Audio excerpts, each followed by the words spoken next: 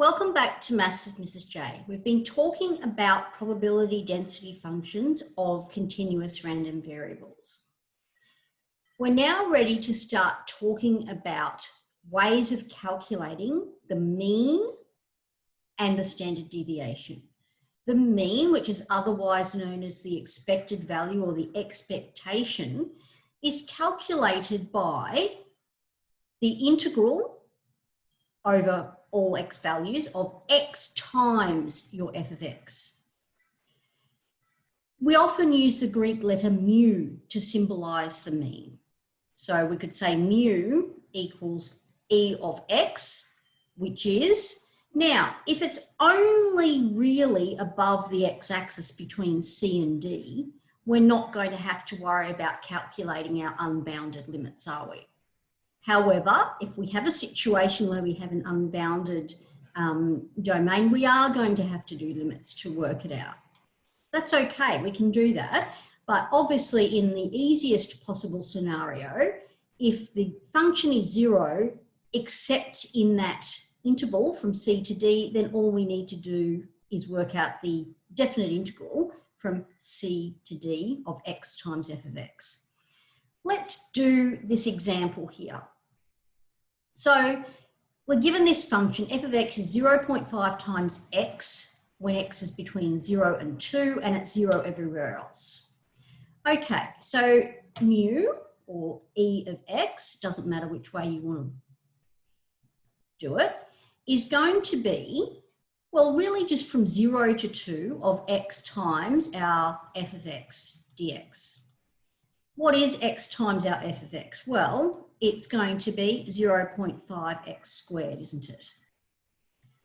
We can bring the 0.5 out the front if we like. We're going to integrate. And of course, we're going to get 0.5 times 2 cubed on 3 minus 0. 2 cubed is 8 on 3. And this, of course, is a half. So we're going to get 4 on 3.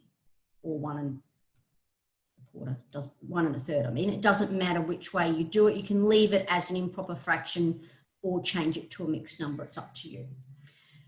Okay. Let's have a look at another example that's a little bit more tricky, where we start to talk about the expected value of certain functions. So let me show you what to do there. All right. Here we're talking about the expected value of a function of x, not just of x.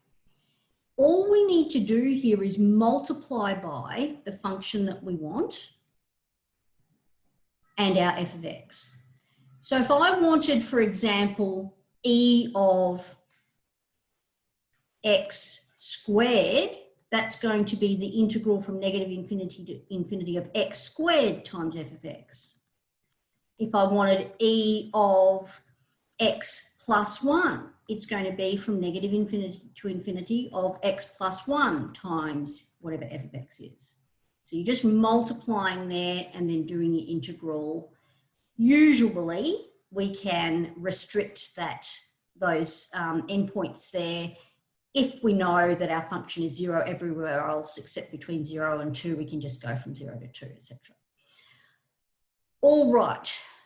Note, e of g of x is not the same as g of e of x. All right, so don't get those confused. I'll also make a note here that this one, when we do it, I'm going to pull an integral out of thin air. You don't yet know probably how to integrate e to the x times 0.5x. So I'm going to give you the integral of that. You'll just have to trust me on that for now. You can check that it is the integral by differentiating. Check you get back where we started. This is a sort of question that you would typically use technology to do for you. All right, let's get started. So e of x squared will be the integral over the entire domain, x squared times f of x. Now, in reality, because our function is 0 everywhere except for between 0 and 2. We only need to concentrate on between 0 and 2. So we've got x squared times, well, our f of x there is 0.5x. So we're going to get 0.5, and then we're going to get x cubed.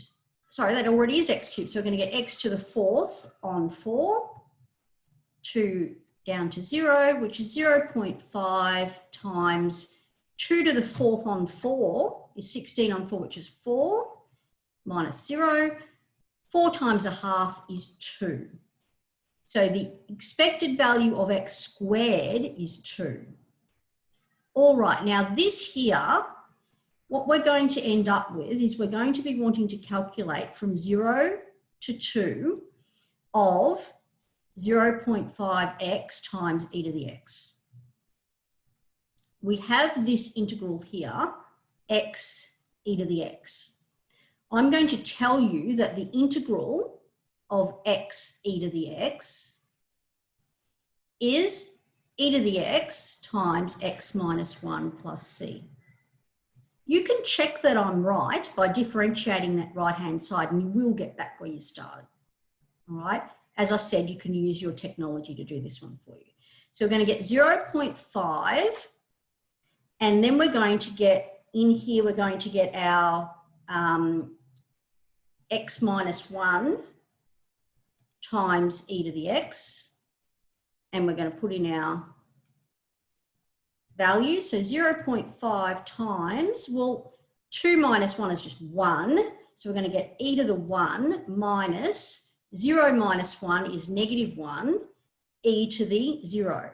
Now, e to the 0 is 1. So we're going to get 0.5 times e plus 1. I'd be inclined to even just leave it like that, e plus 1 over 2.